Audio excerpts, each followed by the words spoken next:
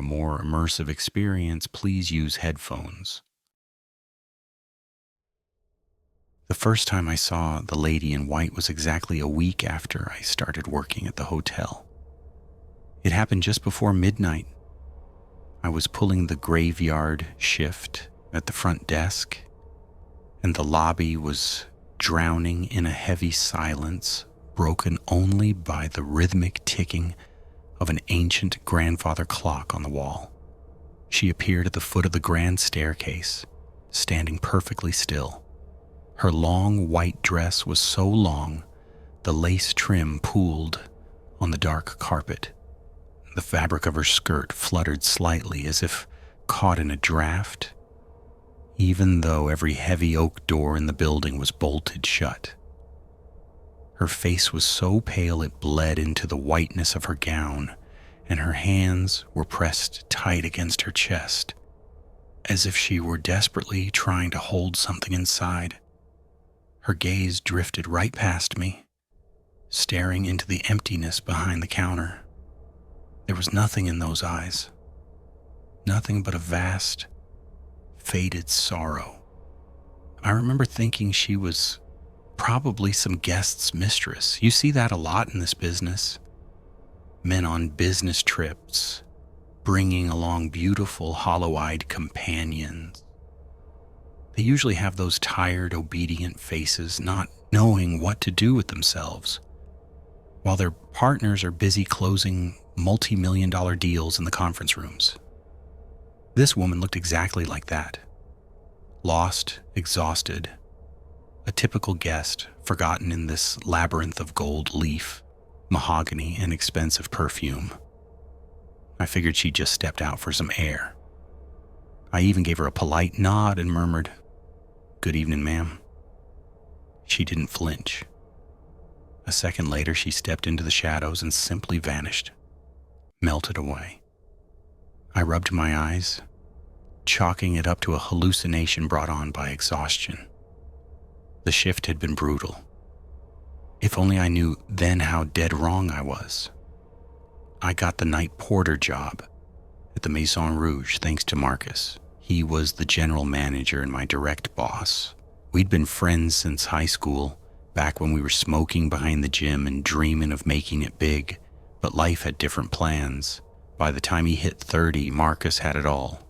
The tailored suits, the salary, the respect.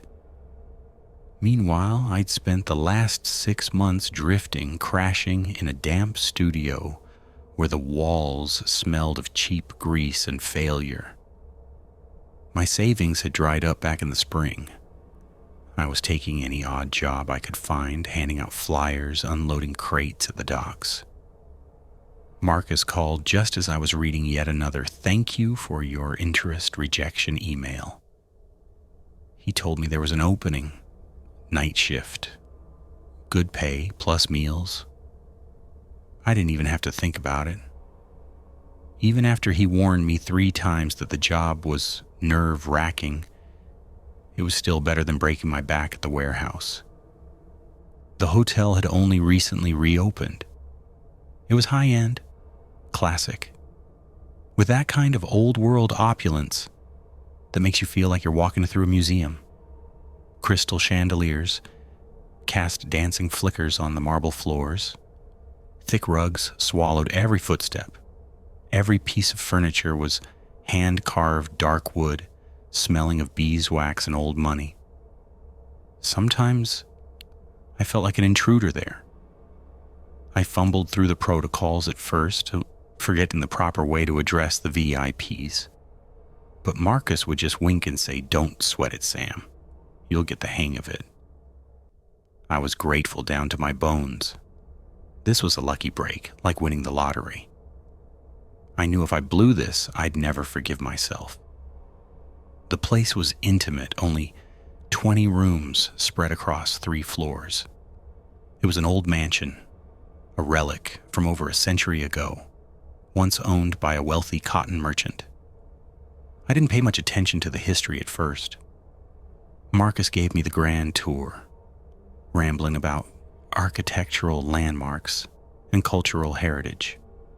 He told me the place had sat abandoned for 50 years until some history buffs with deep pockets bought it and restored it. He talked endlessly about the crown molding and the unique facade, but one detail stuck in my mind. At the very top was an attic, or a mezzanine, as Marcus called it. The entrance was boarded up. When I asked if it was for storage, Marcus just brushed it off. "It's just an old bedroom," he said. "During the restoration, they found the floorboards were rotted through. The structural integrity is shot. It would cost a fortune to fix, so it's easier to just keep it locked." He paused, then gave a dry chuckle.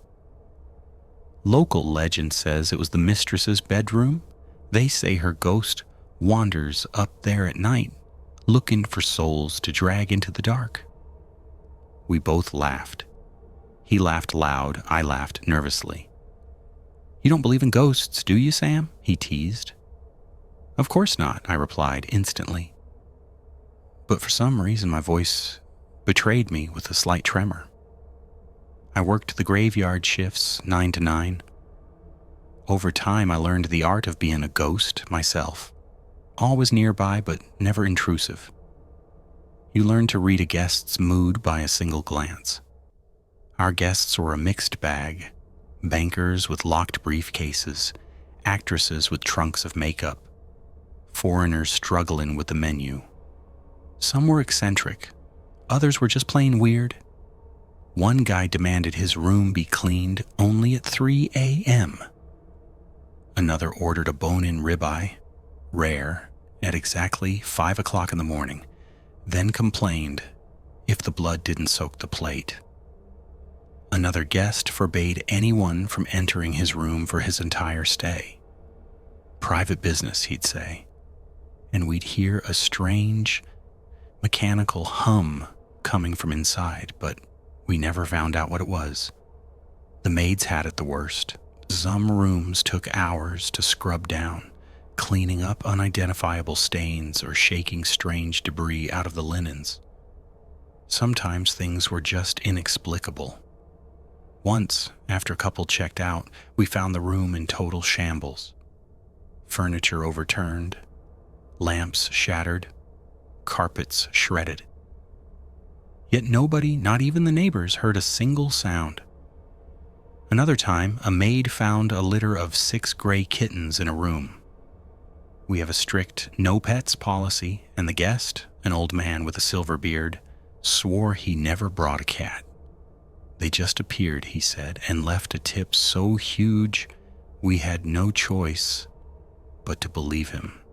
Then there was the old man who ordered dinner for 2 every night, even though he lived alone. The maids whispered that they heard 2 voices behind his door, but we never saw anyone else enter. The Maison Rouge was a place where reality seemed to glitch like an old machine. But I liked it. After a couple of months, I felt like I belonged in this world of secrets and midnight silence. One night around 2 a.m., the phone at the front desk shrieked. I grabbed the receiver, trying to sound awake. "Front desk, good evening. How may I help you?" A man's voice, low and irritated, came through. "There's a howling coming from the room next door. It's been going on for an hour. I can't sleep. Do something about it." Room 204. I made a note in the log, straightened my tie, and grabbed the master key. Routine stuff.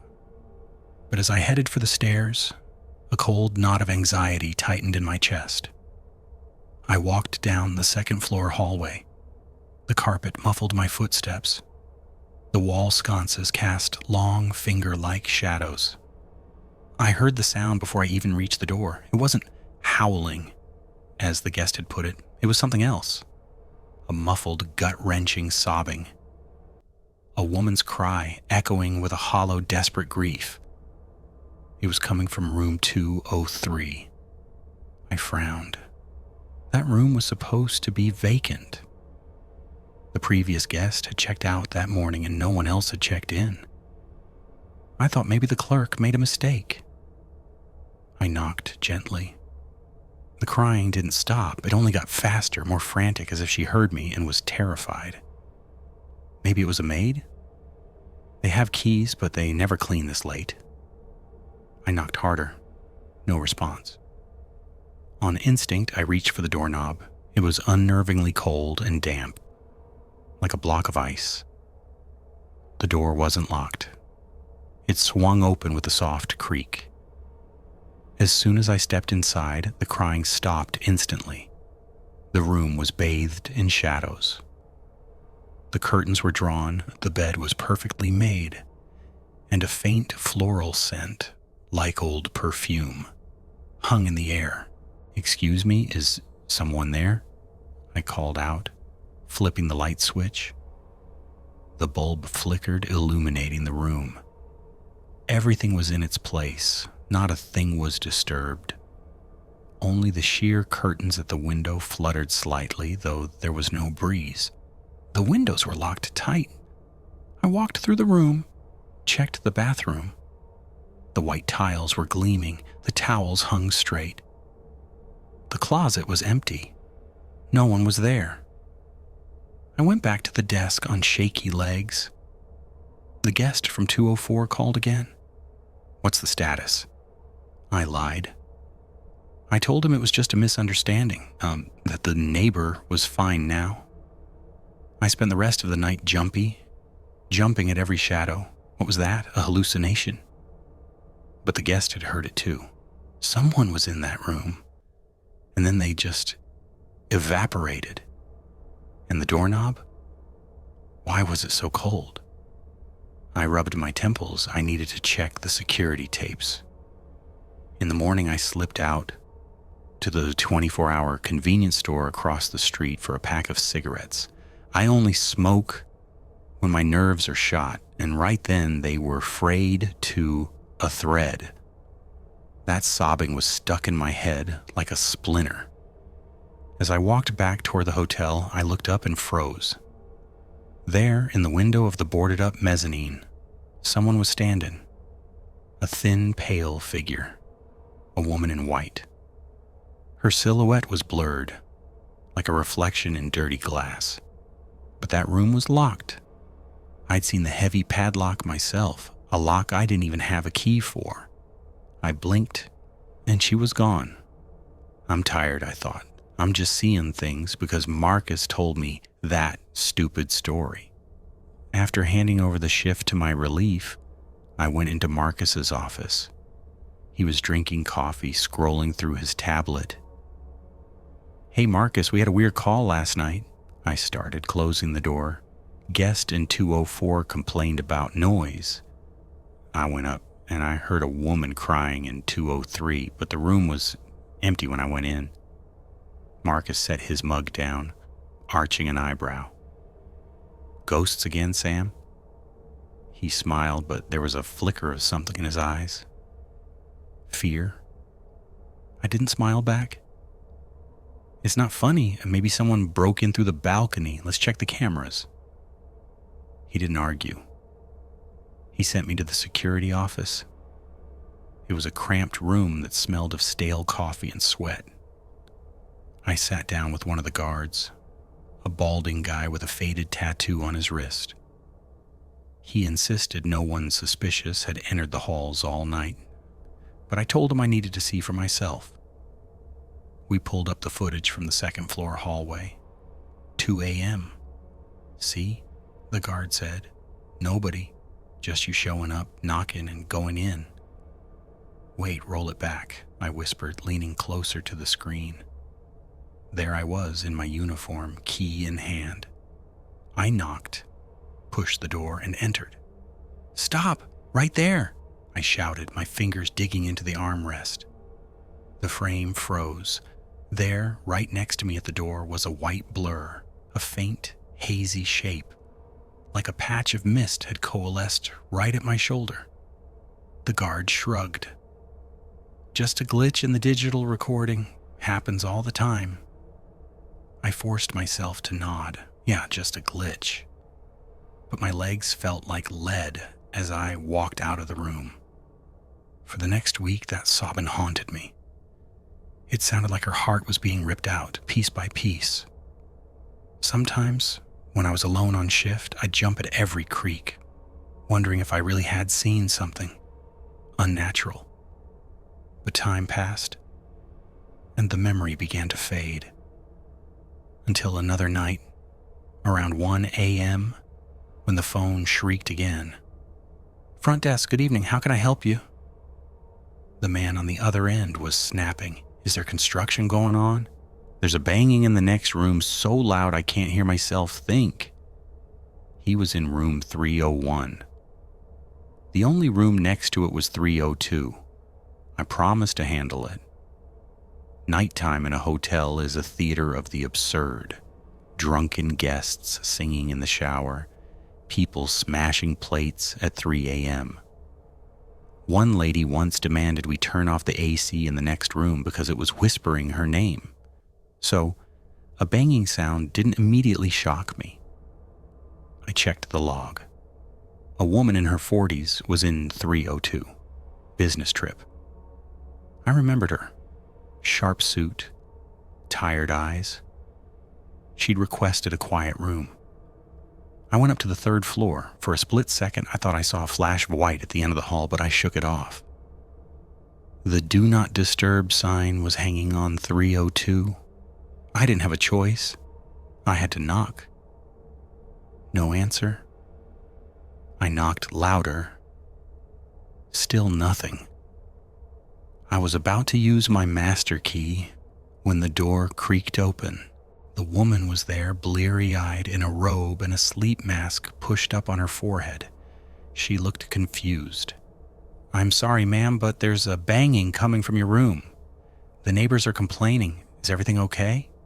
She frowned, rubbing her eyes. "Banging? I was sound asleep. I have a huge meeting tomorrow." She sounded genuinely annoyed. "I apologize, but I have to check. The guest next door is very insistent." She hesitated, then stepped aside. "Fine, and look for yourself," she muttered, crossing her arms. I flipped the light. The bed was rumpled, the curtains drawn tight. I walked toward the bathroom, which shared a wall with 301. I turned the handle, pushed the door open, and stopped dead. My blood turned to ice. On the white wall, right next to the mirror, was a massive red smear. Thick, uneven, with tiny droplets sprayed across the tile like stars in a nightmare. It was blood. No doubt about it. It looked like someone had slammed their head against the wall with incredible force. Or worse, as if a gunshot had sent a spray of gore across the room. Behind me, I heard a choked gasp. The woman had followed me in. She gripped the door frame, her eyes wide, her lips trembling. "What happened here?" I managed to choke out, trying to keep my voice steady. "Do you know anything about this?" I, she stammered, shaking her head. The terror in her eyes was real. "You can't fake that." "Did you hear anything?" I asked. No, I sleep with earplugs. My God." "It's a miracle I heard you," she whispered, her voice cracking. "I just got up for a glass of water. Oh God." "Someone was in my room." She started to gasp, clawing at her throat. I was on the edge myself. I wanted to bolt for the exit, call 911 and scream, but I couldn't. A porter doesn't panic. A porter solves problems. "Come with me," I said, gently taking her arm. "I'm moving you to another suite. Pack your things. We'll handle everything." While she packed, my mind was racing. Someone had broken in and smashed something against the wall? Or some fit of rage? It made no sense. There were no signs of a struggle, no broken glass, not even a single stray hair on the floor. Just that blood. The guest was already muttering about the police. Her voice was trembling, and I knew if she talked, the hotel's reputation would go down the drain. And my job with it. I promised her we'd get to the bottom of it. I forced myself to breathe, took her bags, and led her to a vacant room on the second floor. I apologized profusely, promising her the entire stay would be on the house, just to smooth things over. She nodded, still pale, but the wild look in her eyes had faded. She seemed settled, at least for now. I waited until dawn and called Marcus. He picked up immediately, sounding groggy but alert. I told him everything. Marcus went silent for a long time, then let out a heavy sigh. "Don't touch anything until I get there," he snapped. "Don't tell a soul. I'll be there in 20 minutes. He arrived in less than an hour. I was waiting in the lobby, nervously fiddling with a button on my shirt. "Marcus, we have to call the cops. You need to see this. It's insane. We need to check the tapes." "We're not calling anyone." He cut me off. His voice was hollow. "What do you mean?" I almost shouted, but Marcus dragged me toward the service exit away from prying eyes. He pulled out a pack of Luckies, lit one with shaking hands, and exhaled a cloud of smoke into the morning mist. He wouldn't look me in the eye. "Look, Sam, what I'm about to tell you. It's hard to believe. I didn't believe it myself, but I don't see any other explanation," he began, dropping his voice. "When I took this job, the owners told me this house had a dark history. Why do you think it sat abandoned for half a century? Back in the 1800s, a wealthy sugar baron lived here. He had a wife, young, beautiful. The man was pathologically jealous. It started with shouting matches. Then he began locking her in the house. She was a prisoner here, slowly losing her mind. She'd wander the halls, weeping, hurting herself, slamming her head against the walls because he wouldn't let her out. It got to the point where one day, she completely snapped. She put on her wedding dress and her veil, went up to that mezzanine bedroom, stepped onto the balcony, and jumped. The fall was 3 stories. She might have survived it, but her veil got caught in the iron railing. She ended up, she hanged herself on her own wedding veil. A shiver ran down my spine. The image of the woman in the window flashed before my eyes. I swallowed hard. "Marcus, are you trying to scare me or what?" "The owners showed me the old newspaper clippings, Sam. People walking down the street saw her dangling there. Ever since then, locals have been terrified to even walk past the gates. The owners bought it for a song because of the curse, thinking time would wash the stories away. They made me swear I'd keep it quiet. Bad for business, obviously." "So you think it's her?" I whispered. "I'm a skeptic, Sam. Always have been. No, that stain on the wall, the crying and empty rooms, it's all fitting into a puzzle I don't want to solve." "Marcus, this is too much," I said. "We should call the authorities." "Absolutely not. We have a major inspection in a week. Everything has to be perfect or I lose this place, and you lose your shot at a life. Just 1 week, Sam. Give me 1 week to get through the inspection, and then I'll find your replacement. I'll settle things with the guest in 302. She's a pro. She'll take the compensation and keep her mouth shut. Just keep your head down, please." He clapped me on the shoulder and went inside. I stayed out there. The image of the woman in the white veil burned into my mind. The next few shifts were a nightmare. Every creak of the floorboards, every draft of wind made my heart hammer. I was constantly looking over my shoulder, waiting for her to drift out of the shadows. Then came the night. Around 3 a.m., I heard footsteps on the stairs, light, almost weightless. Then a short, sharp gasp, followed by silence. I bolted from the desk. I headed for the stairs, heart in my throat. I reached the first landing, empty. But higher up on the third floor, I heard them again. Fast, scurrying footsteps. I sprinted up, adrenaline surging. I rounded the corner toward room 310. The footsteps stopped right there. Without thinking, I grabbed the handle and threw the door open. I gasped. Standing in the middle of the room was a large, bald man, completely naked. He stared at me, bug-eyed. I stared back. He was a high-profile guest from Chicago, a corporate big shot who usually walked around in three-piece suits like he owned the city. Now he was dripping wet from the shower, looking like I'd just burst in with an axe.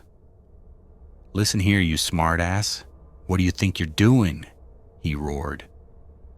I turned bright red. I'm sorry. Room inspection. Alarm went off. Everything okay?" I stammered, backing away. He growled something, clearly not buying it. I practically ran back downstairs, my face burning with shame. I felt like a total idiot. I sat at the desk, trying to laugh it off, but then I remembered. The footsteps were real. I heard them, and the gasp. It wasn't a man's voice. I went out the service door to smoke, trying to clear my head. I looked up at the facade of the hotel. The mezzanine window was open. A white curtain was billowing out into the night, glowing under the pale moonlight. My heart stopped. The attic was locked. Marcus had the only key. Who opened the window? I ran back inside, flying up the stairs. When I reached the top landing, I couldn't breathe. The heavy padlock was gone. The door was wide open, a black maw leading into the dark. I clicked on my phone's flashlight. The beam cut through the gloom, hitting dust motes and cobwebs that hung like tattered lace. The floorboards groaned under my weight. In the center stood a four-poster bed, the sheets yellowed like old parchment. In the corner, a cracked mirror shimmered. Is someone there?" I called out. A soft sob came from the window. I swung the light. There, silhouetted against the moon, was the figure. Thin, in a long white dress, almost translucent. Her eyes, filled with infinite pain, looked right through me. She reached out her hands. I recoiled, the cold seeping into my marrow. "Please, go away," I whimpered. She stepped closer. A floorboard snapped, and my leg crashed through the rotted wood. I was stuck. Panic took over. I tried to scream, but she was there instantly. Her hand, ice cold and damp, clapped over my mouth. She gently but firmly turned my head toward the cracked mirror. In the glass, I didn't see us. I saw memories. I saw a massive man in 19th century clothes, his face twisted in a demonic rage. He was gripping a woman in a deep burgundy dress by the shoulders. "You're mine, only mine, do you hear me?" he bellowed. He slammed her head against the wall. I heard the thud. I saw her body go limp. But he didn't stop. He hit her again and again. A crimson stain bloomed on the wallpaper. The scene shifted. I saw her wandering the house, weeping, pressing her face against the glass of the windows while the world outside ignored her. Then I saw her hiding in this very room. She was wearing the white dress now. She crawled under the bed, trying to hold her breath, but the door splintered open. His footsteps were like hammers. He dragged her out like a rag doll, his hands closed around her throat. I saw her eyes bulge, her fingers clawing at his wrists until the life flickered out. The man panicked. He grabbed a white wedding veil from the wardrobe. With trembling hands, he tied it around her neck, dragged her to the balcony, and threw her over. I heard the fabric tear, then catch. The body swayed in the moonlight. It was him. He murdered her was my last thought before the darkness swallowed me. I woke up in the hospital. Marcus told me the maids found me unconscious in the attic. I told him everything, the man in the frock coat, the blood, the veil. Marcus just looked at the floor.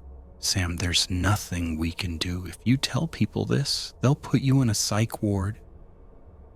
Just let it go. I was discharged a few days later. I moved back to my cramped apartment, far away from the Maison Rouge. Marcus kept his word. He found a replacement. I never went back. But months have passed, and not a night goes by that the lady in white doesn't visit my dreams. She stands in the corner of my room, the veil draped over her shoulders like a shroud. Her tear-filled eyes never leave mine. I wake up in a cold sweat, listening to the muffled sounds of the city, and I realize, I can't set her free. And I'm terrified that she won't leave until she finally pulls me back into the shadows with her.